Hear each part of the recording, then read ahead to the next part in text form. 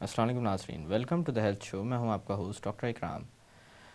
नाज़रीन, cosmetic surgery एक ऐसी फील्ड है जिसने इस बात को मुमकिन बनाया कि इंसान प्रेजेंटेबल नज़र आए। बेशुमार लोग ऐसे होते हैं जिनको अपने जिस्म में कोई ऐसी चीज़ होती है जिससे उनको प्रॉब्लम होती है, या ये है कि कुछ लोग ऐसे होते हैं जो एक्सीडेंट्स वगैरह में अपनी खूबसूरती खो बैठते हैं।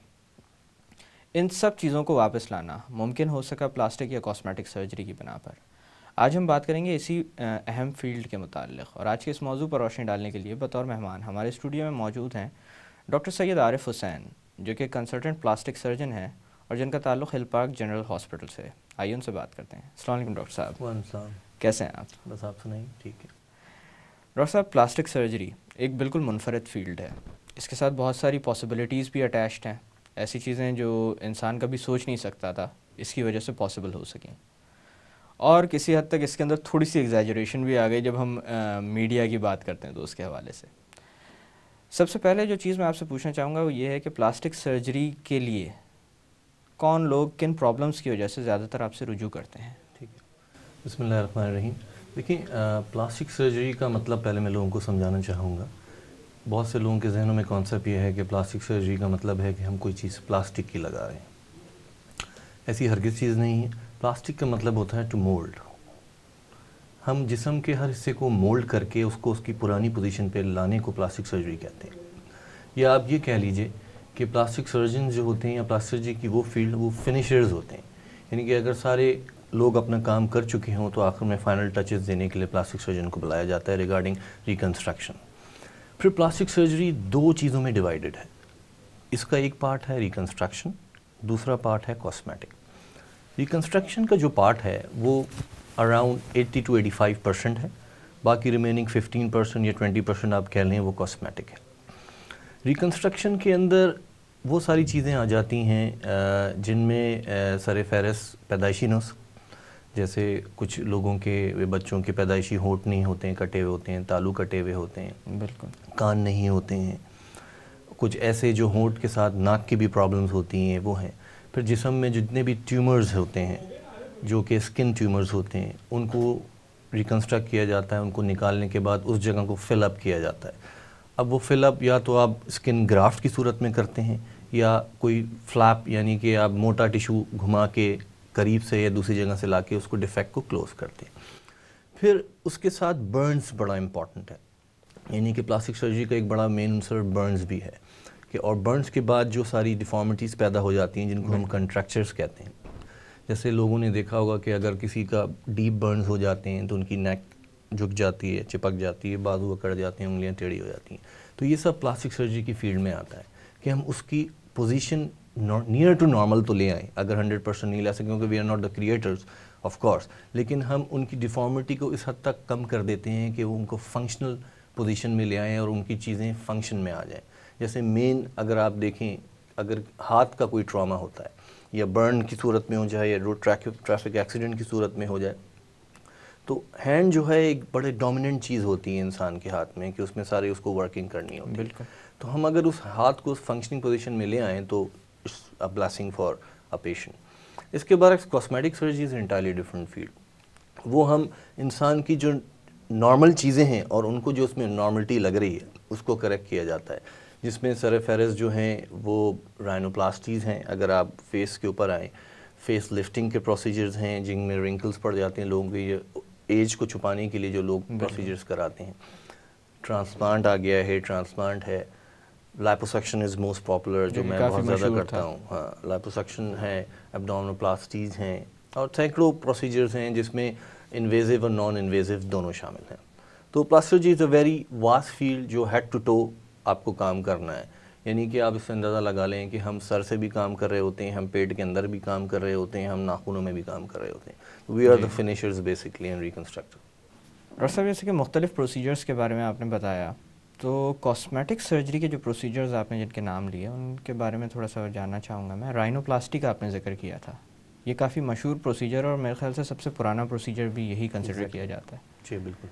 इसके बारे में कुछ बताइए कि इसकी किन लोगों को ज़रूरत पड़ती है और इसके साथ क्या पॉसिबिलिटीज़ हैं जो कि अटैच्ड हैं? देखिए, राइनोप्लास्टी से मुराद ये होता है कि نوز جاب، ناک کی سرجری کو میں مطلب ان لوگوں کے لیے جن کو پتہ نہیں ہے، یہ تو میڈیکل ٹرمنالوجی ہے رائنوپلاسٹی. رائنوپلاسٹی بھی دیکھیں 2 قسم کی ہوتی ہیں، جس میں ریکنسٹرکشن ہوتی ہے اور ایک کاسمیٹک ہوتی ہے. ریکنسٹرکشن میں آپ آ جائیں اگر پہلے، تو وہ ناکیں جو کہ پیدائشی طور پر تھوڑی سی بیٹھی ہوئی ہوں یا دبی ہوئی ہوں، جو ان میں ہونٹ بھی لوگوں کے کٹے ہوئے ہوتے ہیں، تو ناک کے نیریز بھی تھوڑے سے اندر کی طرف ہوتے ہیں یا باہر ہوتے ہیں اور یہ جگہ بیٹھی ہوئی ہوتی ہے، اس کو ریکنسٹرکٹ کیا جاتا ہے. بعض اوقات ہمارے پاس بہت سے پیشنٹس ایسے آتے ہیں جو کہ رورل ایریا سے ان کا زیادہ تعلق ہوتا ہے، جن کی دشمنی کی بنا پر یا عزت کی بنا پر ناک کاٹ دی جاتی ہے. اچھا. وہ ریکنسٹرکشن کے ذمے میں آتی ہے. اس میں پھر ہم پورا فور ہیڈ سے ایک فلیپ لے کر ناک کو ریکنسٹرکٹ کرتے ہیں، اور مطلب جتنا ڈیفیکٹ ہوتا ہے، اگر اسکن کا ڈیفیکٹ ہوگا اسکن ریپلیس کی جائے گی، ٹیشو سافٹ ٹیشو کا ہوگا وہ ریپلیس کیا جائے گا، اس کے ساتھ بونی اور کارٹلیجز ڈیفیکٹ ہوگا، وہ سارے ڈیفیکٹ اسی حساب سے کریکٹ کیے جائیں گے. اس کے برعکس کاسمیٹک سرجری میں جب ہمارے پاس کلائنٹ آتا ہے، زیادہ تر اس میں فیمیل کا عنصر زیادہ شامل ہوتا ہے، کہ یہاں پہ لوگوں کا کانسیپٹ یہ ہے کہ ناک ذرا پتلی ہو اور کھڑی ہو. کوکیشین نوز جس کو کہتے ہیں، جو کہ باہر لوگوں کی ہوتی ہے. ایشین نوز زیادہ تر تھک ہوتی ہے. تو زیادہ تر جو گرلز ہمارے پاس آتی ہیں ان کی یا تو ناک تھوڑی سی پھیلی ہوئی ہوتی ہے یا آگے سے اس کی ہڈی چوڑی ہوتی ہے. تو ہم سے آ کے وہی کہتے ہیں کہ یہ جو ہماری سائڈ والز جن کو کہتے ہیں ان کو کم کر دیں، ہمارے جو نتھڑے جن کو نیریز کہتے ہیں وہ وائڈ ہیں ان کو کم کر دیں. تو جہاں تک پاسبلٹی ہوتی ہے ہم ان کو ری ایشور کر کے وہ سارا کام کرتے ہیں. کیونکہ رائنوپلاسٹی ایک، اور بلکہ پوری پلاسٹک سرجری اور پلاسٹک سرجری کاسمیٹک سرجری ایک ایسی چیز ہے جس میں لیول آف سیٹسفیکشن جو کلائنٹ کا ہوتا ہے بہت ہائر سائڈ پہ ہوتا ہے. وہ سمجھتا ہے کہ میں پلاسٹک سرجن کے پاس گیا ہوں تو پتہ نہیں میں کیا بن کے نکلوں گا.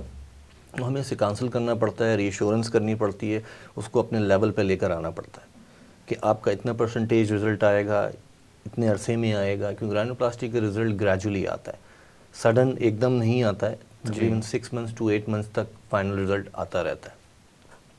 تو اس میں سب سے پہلے اگر کسی کی ناک کی ہڈی چوڑی ہے اور ڈپریس اس کا برج ہے، تو اس میں سب سے اچھا آپشن یہی ہوتا ہے کہ اس کو ایلیویٹ کیا جائے.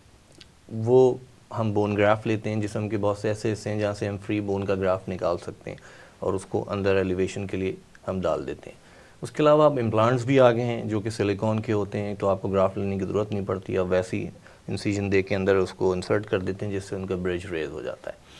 اگر آپ کو فرنٹ لک چینج کرنا ہے ناک کا، یعنی کہ اگر ناک تھوڑی سی موٹی ہے یا پھیلی ہوئی ہے، تو اس میں پھر اوپن رائنوپلاسٹی کی جاتی ہے کہ ناک کو یہاں سے کھول کے اٹھایا جاتا ہے.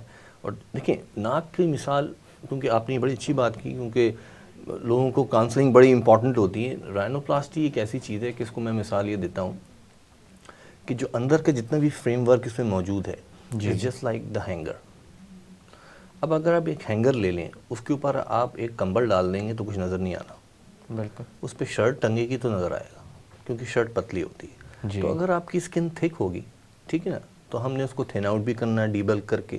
کارٹلیجز اگر آپ کے پھیلے میں اس کو الائن کر کے جہاں جہاں، لیکن اگر آپ میجرمنٹس لیں ناک کی، تو ناک کی ایک آئیڈل ناک کی لوگوں نے ایک میجرمنٹ بنائی ہوئی ہے کہ یہ جو آئیڈل ناک ہونی چاہیے وہ اتنی کھڑی ہونی چاہیے، وہ اتنی اندر ہونی چاہیے، اس اینگل سے اتنی ہونی چاہیے. تو اس میں جہاں جہاں ان کی اگر کریکشن کی ضرورت ہے ان اینگل کو ہم کریکٹ کرتے ہیں، اور چینج آتا ہے. And change is always good, میں تو یہی کہتا ہوں. اور سکسیزفل سرجری ہے، مطلب 1 to 2 hour کی سرجری اینڈ دیٹس اٹ. اچھا، فیس کے اوپر پروسیجرز کروانا ایک خطرناک معاملہ ہوتا ہے. خطرناک اس لیے کہ اگر خدا نخواستہ کوئی چیز آگے پیچھے ہو جائے، کوئی اونچ نیچ ہو جائے، تو وہ چیز نظر آئے گی سب کو اور وہ مستقل نظر آتی رہے گی. کتنا ضروری ہے کہ پلاسٹک سرجری کے معاملے میں ایک مستند اور اوتھینٹک ڈاکٹر کا جس کا سکسیس ریٹ اچھا ہو اس کا انتخاب کیا جائے؟ دیکھیں، plastic surgery is a very sensitive field. اور جہاں تک آپ نے یہ بات کی کہ فیس کا معاملہ، ظاہر سی بات ہے، پلاسٹک سرجری ایک ایسی فیلڈ ہے جو کہ بڑی ایپرنٹ ہوتی ہے، یعنی عیاں ہوتی ہے. آپ کوئی بھی کام کریں گے مریض کو اپنی شیشے میں جا کے ہر چیز دیکھتا رہے گا. اس کے برعکس کوئی دوسری سرجری، جنرل سرجری، پتا نکال رہے ہیں، اندر اس نے نہیں دیکھنا کیا ٹانگے لگے، کیا اسکار ہوا ہے. You got my point. تو پلاسٹک سرجری بڑی واضح ہوتی ہے، تو پیشنٹ کانشیس بھی رہتا ہے جب تک اس کا فائنل رزلٹ نہیں آ رہا، کیونکہ رزلٹ آنے میں تھوڑا سا وقت لگتا ہے. اب جیسے آپ نے فیس کی بات کی، کوئی بھی ایسی سرجری نہیں ہے جن میں کمپلیکیشن نہ ہو. کمپلیکیشنز ہوتی ہیں جبھی کتابوں میں آتی ہیں. بلنڈرز نہیں ہونے چاہیے. There is a difference between complication and blunders. اور ایک چیز ہوتی ہے سیکول. سیکول وہ ہوتی ہے کہ جو میرے پاس مریض آئے گا میں اس کو بتاؤں گا کہ بھائی میں آپ کو یہ پروسیجر کروں گا، اس میں یہ ہو جائے گا، یہ ہو جائے گا، یہ ہوگا، یہ سیٹ ہو جائے گا، کچھ عرصے کے بعد یہ چیزیں آپ کی نارملائز ہو جائیں گی. Complications is a different issue. تو اگر آپ کوالیفائڈ ہیں اور آپ کا ٹرن اوور اس کلائنٹیج کا زیادہ ہے تو ظاہر سی بات ہے آپ کا سکسیس ریٹ زیادہ ہوگا، کمپلیکیشن ریٹ کم ہوگا. تو فیس کا معاملے میں تھوڑا سا میں تو یہی کہوں گا کہ کوئی بھی آپ کے پاس اگر مریض آئے تو سرجن کا کام یہ ہے کہ اگر وہ سمجھتا ہے کہ اس میں یہ چیز اپلیکیبل ہے اور اس سے اس پیشنٹ کو فائدہ ہونا ہے تو وہ اس کو کرے. ورنہ میں نے یہاں دیکھا ہے کہ ان نیسیسری کام بڑے ہوتے ہیں کہ ضرورت نہیں ہوتی ہے. ایسے فیس لفٹ کے لیے کوئی آ گیا، اگر 30 سال 35 سال کی خاتون آ جاتی ہیں، کہتی ہیں میری یہاں سے نیک ہے، یہاں سے یہ جھول آ رہے ہیں، وہ آ رہے ہیں، جو کہ بظاہر ان کو نظر آتے ہیں کیونکہ 30-35 میں اتنی ایجنگ نہیں ہوتی ہے. جی. تو لوگ یہاں فیس لفٹ کی طرف چلے آتے ہیں. میرے پاس جو آتے ہیں میں ان کو کہتا ہوں کہ آپ فیس لفٹ کی طرف نہ جائیں، آپ نان انویزو پروسیجرز کرا لیں، یا آج کل فلرز بڑے آ گئے ہیں کہ آپ اگر نیزو لیبل آپ کے فولڈ نظر آ رہے ہیں تو آپ اس میں وہ انجیکشن ڈلوا دیں جس کے اندر کولیجن موجود ہوتا ہے، فیس انہینس ہو جائے گا. تو آپ کا بہت ٹائم پیریڈ بڑھ جائے گا کہ اگر آپ آگے جا کے اس فیس لفٹ کو کرائے جائیں. اب میں ایک اور چیز اسٹیم سیل فیس لفٹنگ کی طرف بھی آ رہا ہوں جس کو ہم فیٹ گرافٹ کہتے ہیں کہ وہ نان سرجیکل ہے، یعنی کہ آپ نے صرف فیٹ نکالنی ہے اور جہاں جہاں آپ کے جھول آ گئے ہیں یا فولڈ بن گئے ہیں انجیکٹ کر دیں، فیٹ انجیکٹ کر دیتے ہیں تو کولیجنز انہینس ہو جاتی ہے، ان کی ایکٹیویٹی بڑھ جاتی ہے، تو گلوئنگ لک آتی ہے، فریش لک آتی ہے.